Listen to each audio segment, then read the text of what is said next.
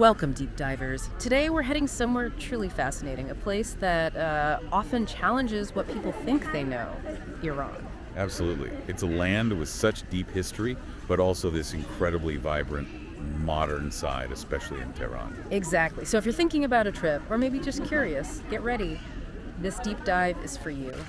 We're aiming to give you a real practical guide, focusing a lot on the capital, Tehran, but covering the essentials for traveling anywhere in Iran. Yeah, we want to cover those, crucial details, the things you really need to know, so you feel ready and honestly excited about it. That's the goal, to cut through some of the misconceptions, highlight the amazing experiences, and sort of connect the dots between the ancient Persia and the Iran of today. Making it feel less overwhelming, more like an adventure you're prepped for. Precisely.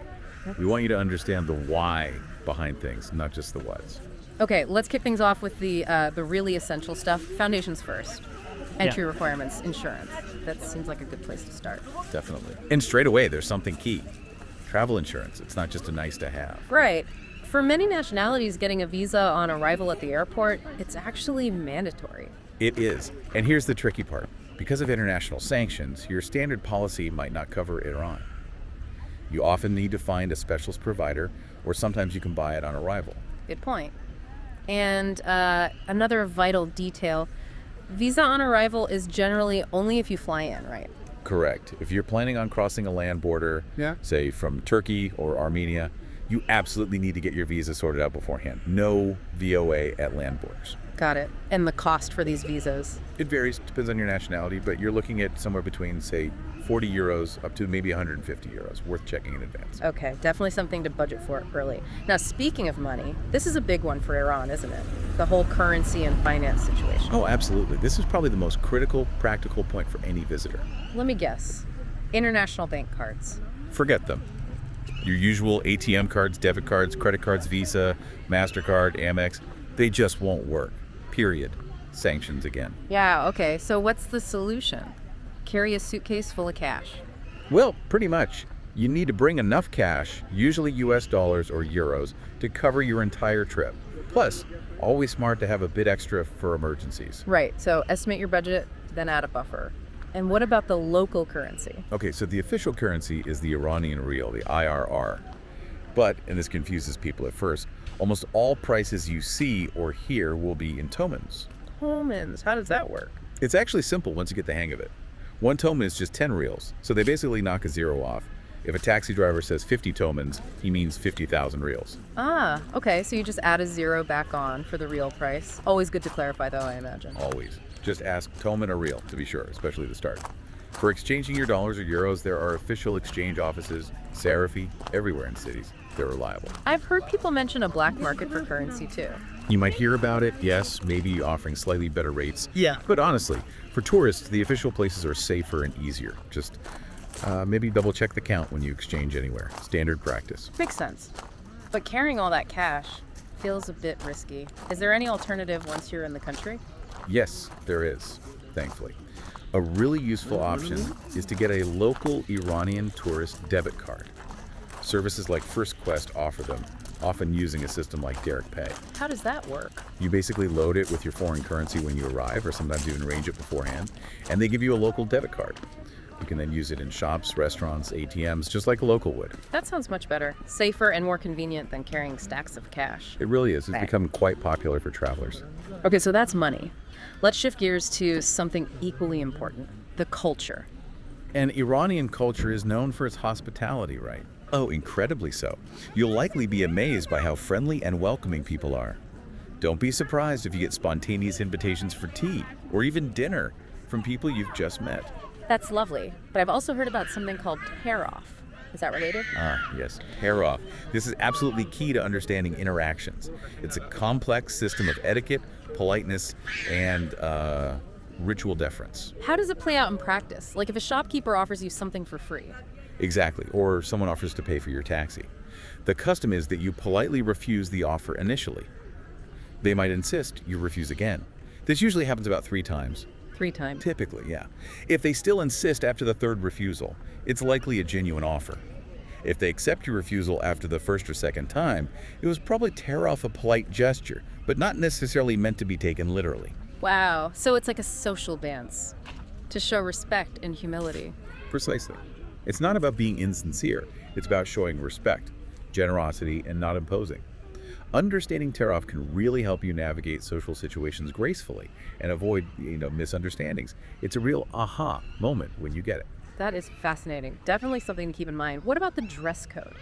Right, important one. It's mandatory in public. For men, it's pretty simple.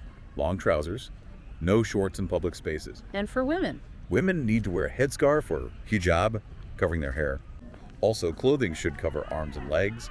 Think loose-fitting long sleeves and trousers, or a long coat or tunic like a manteau. Okay. And safety, despite what some media portrays.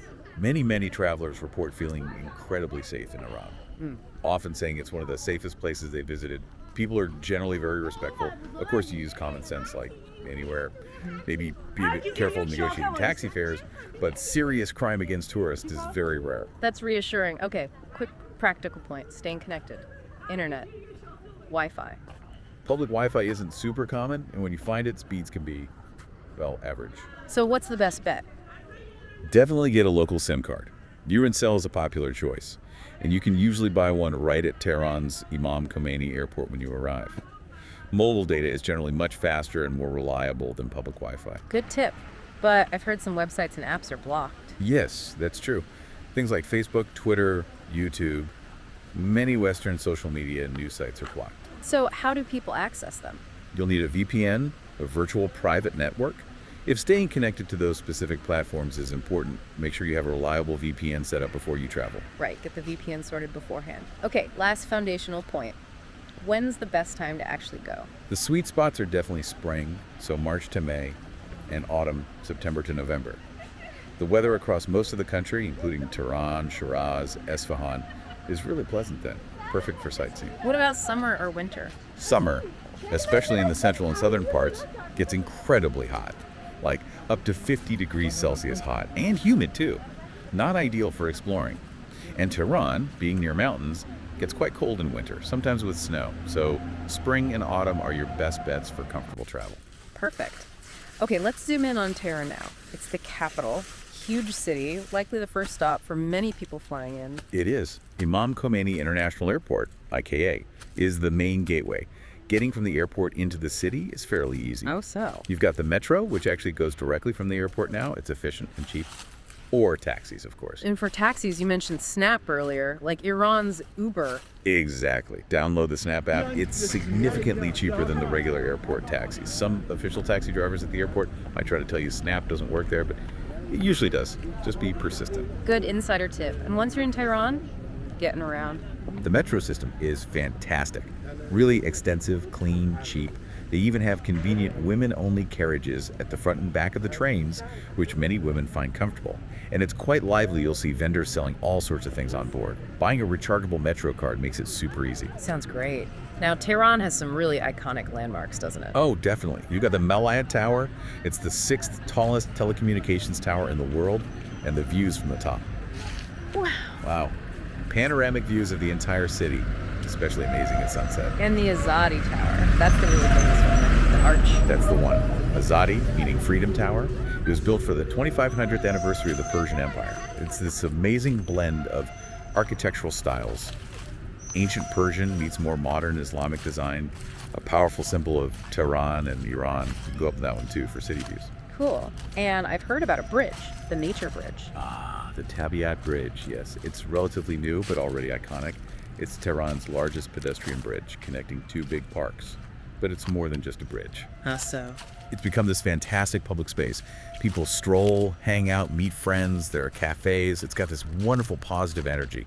Great views of the city and the mountains behind it too. A real community hub. Lovely. What about historical sites? Palaces. Tehran has some stunners. The Golestan Palace is a must-see. It's a UNESCO World Heritage Site, showcasing Qajar dynasty opulence from the 18th and 19th centuries. Think incredible mirrorwork, intricate tiles, beautiful gardens. It's where kings were crowned. Sounds lavish. It really is. There are also the Saadebat Complex and Niavaran Palace, both former royal residences, now complexes with museums, lush gardens, and historic buildings you can explore. They give you a real sense of that Pahlavi-era royalty. Okay, moving from palaces to shopping. Tehran seems to have both extremes, right? Traditional bazaars and massive modern malls. Absolutely. And you have to experience both. The Tehran Grand Bazaar is, well, it's an experience. A vast, sprawling labyrinth. It's like a living museum, parts of it centuries old. What can you find there? Everything. Carpets, spices, fabrics, gold, nuts, household goods, handicrafts. Thousands of shops. But it's not just shopping. It's the sounds, the smells, the energy. There are mosques inside, tea houses, places to eat.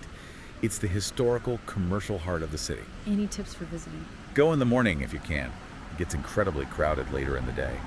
And just allow yourself to get lost a little bit. That's part of the fun. It's fantastic for people watching too. And then there's the other end of the spectrum. Right. You have places like the Iran Mall, Yeah. which is apparently the world's largest shopping mall by gross leasable area. It's huge. Luxury brands, massive food courts, cinemas, even an ice rink. And interestingly, it incorporates a sort of traditional bazaar section within its modern design. That's quite contrast. It is. And there are other modern malls too, like Palladium Mall. They cater to everyday shopping needs and offer entertainment. But, they don't quite have that same deep cultural connection, that sense of history you feel in the Grand Bazaar. So different experiences for different needs. Is there anything in between? Yeah, Tadris Bazaar in northern Tehran is another great traditional market. It's smaller than the Grand Bazaar, maybe a bit less overwhelming, but still very lively. Great for fresh produce, handicrafts, and trying some local snacks. Okay, all this talk of snacks is making me hungry. Let's dive into Tehran's food scene, Persian cuisine. What are the must-tries? Oh, where to start? Kebabs are everywhere, of course, and often delicious. Usually served with saffron rice, grilled tomatoes, maybe some butter, and sumac spice. But it's more than just kebabs. So much more. You absolutely have to try ghormeh sabzi. It's often called Iran's national dish, a rich green herb stew, usually with lamb or beef, kidney beans, and dried limes that give it this unique, tangy flavor. It's incredible. Sounds amazing. What else? Hema is another classic stew, often with yellow split peas and lamb, sometimes topped with fries. And faisanjan, a rich, sweet, and sour stew with walnuts and pomegranate molasses, usually with chicken. And the bread. Look for sanyak, baked on hot pebbles, or barbari, thicker, and often topped with sesame seeds, fresh from a traditional tanner oven. Amazing. My mouth is watering. What about street food or quick bites? Falafel sandwiches are huge, especially in certain areas. Marvi Alley is famous for its falafel stalls, some claim to be the oldest in Tehran. And for a sweet treat, look for bami. They're like little Persian donuts soaked in syrup. And proper restaurants for these dishes. Any recommendations? There are countless great places for classic kebabs and Persian dishes. Restaurants like Nayeb, Yas, Jilana, or Hiva Kebab are well regarded, offering high-quality traditional food. Desserts. Beyond bami. Definitely try Sholazard. It's a beautiful saffron rice pudding, often decorated with cinnamon. And Bustani Sanadi, the traditional Persian ice cream flavored with saffron and rose water, sometimes with pistachios or cream chunks. It's often served alongside carrot juice, which sounds odd, but the combination is surprisingly delicious. Carrot juice and ice cream. Interesting. Drinks, besides tea. Tea is ubiquitous, of course, but try Dew, a savory yogurt drink, often fizzy and sometimes flavored with mint. Very refreshing, especially with kebabs.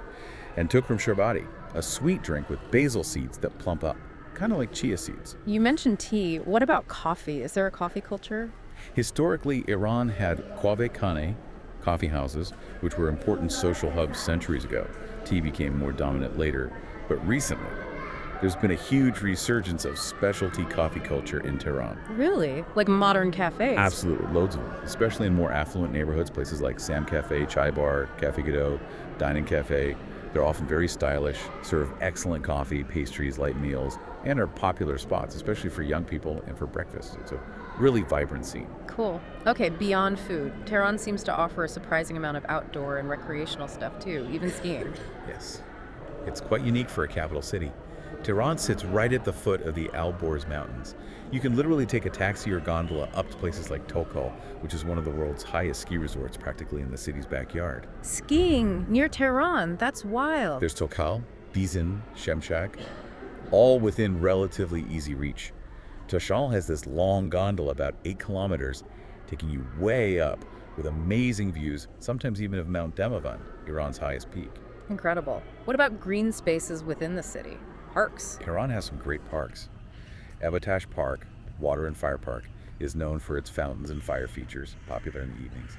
Naj Al Balaga Park is in a valley, great for walking and cycling, and it even has a hanging bridge with bungee jumping. Bungee jumping. Okay. Any others? Partisan Park is huge, good for running or kite flying. There's a birds garden, one of the largest in the Middle East, even a Jurassic Park with animated dinosaurs for families. And you mentioned views. Bemi Tehran. Right, Bemi Tehran means Tehran's rooftop. It's an area in the foothills of Tokol Mountain, offering stunning panoramic city views, especially at night. It's got cafes, restaurants, walking trails, and even things like zip lines and sled rides. A very popular spot. Wow, lots to do outdoors. What about arts and museums? Tehran has some excellent museums. The Tehran Museum of Contemporary Art, Timosi, is fantastic. The building itself is a modernist architectural gem, partly underground. It has a surprisingly strong collection of Western modern art, Picasso, Warhol, Pollock, alongside Iranian contemporary artists. And the Carpet Museum. Persian carpets are world famous. Indeed. The Carpet Museum of Iran showcases exquisite examples from different regions and eras. Truly works of art. Any other, maybe more unusual museum? Well, there's the former U.S. Embassy. It's now a museum often referred to as the Den of Espionage. It offers a very specific perspective on the 1979 revolution and the hostage crisis. It's a unique and historically significant place to visit, providing insight into that period from the Iranian viewpoint. Right, definitely a piece of modern history. And sports culture, what's popular? Football, soccer is massive, like in much of the world. Volleyball is also hugely popular. But you also see lots of interest in fitness, aerobics, basketball, futsal, Pilates, and traditional wrestling. Okay, we've covered a lot in Tehran, but Iran is a huge country. Let's briefly touch on some other highlights people might include in a trip. Shiraz. Ah, Shiraz. City of poets, gardens, and wine, historically. Yeah. Often called Iran's cultural capital. It feels quite different from Tehran, more laid back perhaps. What are the absolute must-sees there? The Nasir Mulk Mosque, the famous pink mosque. You need to go in the morning when the light streams through the stained glass windows. It creates this incredible kaleidoscope of color inside. Just breathtaking. Then there's the Shah Shiraz Shrine. The interior is covered in intricate mirror mosaics. It's stunningly beautiful, especially at night when it glitters. Remember to be respectful, as it's a holy site. And the Vakil Mosque, with its forest of spiral carved pillars. Then near Shiraz, Persepolis. Absolutely essential day trip. Persepolis, the ceremonial capital of the Achaemenid Empire, founded by Darius the Great. Walking among those ancient, monumental ruins, it really takes you back. The scale is immense. And the nearby necropolis, Nakhche Rostam, with royal tombs carved high into the cliff face, including Xerxes the Great's tomb, also incredible. Sounds powerful. What about Yazd? I picture desert cities. Yazd is exactly that. A UNESCO World Heritage City, famous for its unique desert architecture, mud brick houses, narrow winding alleys, and those amazing badgers, the wind catchers that naturally cool buildings. It feels ancient, almost like stepping into Aladdin. What's the vibe there? Very atmospheric. Climbing onto a rooftop for sunset over the old city is magical.